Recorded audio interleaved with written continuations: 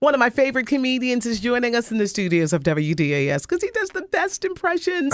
Aries Spears is joining us. It's always good to see you. Yes, baby. Good to see you, too. How How you doing? I'm doing very good. Let's look at your amazing career. Is it amazing? Yes. When you think about the days of Mad TV, right? You know, and you've done movies. How has this journey been for you? Your impressions are incredible. It's still a weird, scary, unpredictable, yet to find out journey. Okay. You know what's interesting is I flew into town yesterday. Sitting in front of me in first class was Patti LaBelle. Wow. And of course I know her. So as I'm making my way into my seat, she's just staring at me with this grin, and she says hello.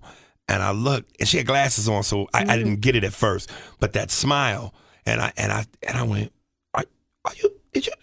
And she nodded, and like I lost it, because this is one of. And I told her, I said, you are one of the greatest of all time. Like, you look at all the young singers today, female, male, with all the studio tricks and the gadgets to help deliver what she naturally has the ability to do. And I just was like, you are the greatest of all time. And she grabbed my hand and she said, so are you. And I was floored, man. To have Patti LaBelle say I'm one of the greatest comics out was just, it was awesome. So to answer your question, on the journey, when things like that happen, it's what keeps me going. But it's a weird journey. You know, I'm trying to make these white folks like me because they have a perception of me that's kind of off, and I have to fight through that. Well, you got to think your background, Jerry Maguire. Yeah, you know, Mad TV. Yeah, but you know, which I loved you on that show. Thank you. But yeah, I don't know. Like I feel like I still haven't reached that Kevin Hart level. Okay, and that's to a certain degree. In all honesty, that's not by accident. You know, I got a little bit of a young Paul Mooney syndrome to me. You know what I mean? And you know, Paul, anybody that's ever known Paul Mooney is one of the greatest comedians ever, legendary for what he's done in terms of writing for Richard and Eddie Murphy. Paul has never reached that status that he should have. And that's because, you know, when you black in Hollywood, you can't come off angry and bitter. They don't like the angry black man. So I don't smile much. So, and when you don't show them no teeth, they feel threatened. So I got to learn how to, dance the dance a little bit. Yeah, because you are very, very talented. Let's talk about your impressions. Was it hard to do? Was it something that comes natural? Because I am going to put you on the spot. I can tell you now I want you to do Jay-Z. And you can do any other that you want. Okay. But was that hard to master? The impressions? Yeah. You know what? First of all, it's I think that's a God-given gift because doing impressions is like music, you know. Everybody's voice is a note. So to hit those notes, be it some people got bass, some people higher, to hit those notes, it's like having an ear for sound and tone and inflection and rhythm.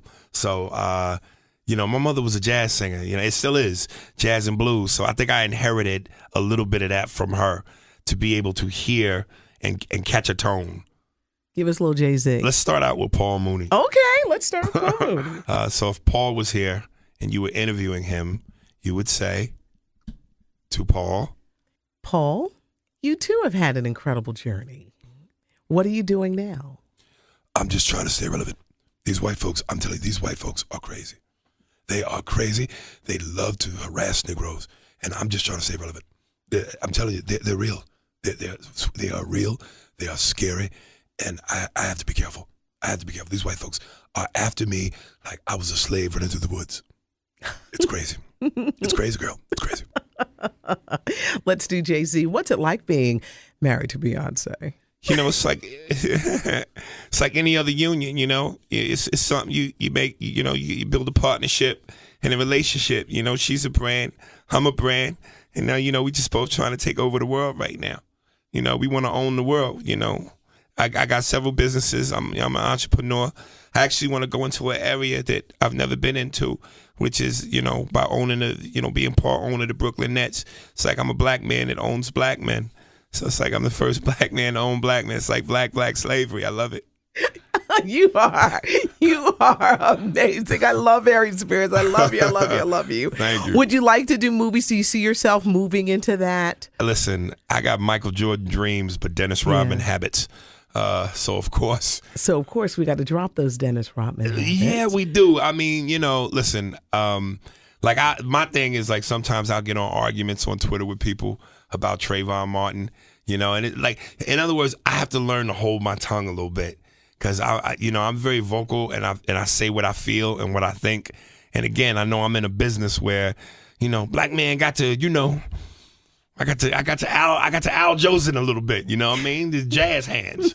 So I got to figure out how to curb what I say sometimes, Yeah. Welcome back to Philadelphia. Thank you. We want to see you do more great things because you are a very talented guy. From your lips to God's ears, God got me on hold. So if you talk to him before I do, tell him click over. Yeah, he's going to click over. He's going to click over because it's your time. Comedian Aries Spears, it is a pleasure. Thank you. And can I give out my Twitter real quick? Yes, you can. Make sure y'all follow a brother on Twitter at Aries Spears. It's official. It's verified. I follow back and I talk crazy. Good. It's good to see you. You got a beautiful smile, baby. Oh, thank you. Thank you. Yeah.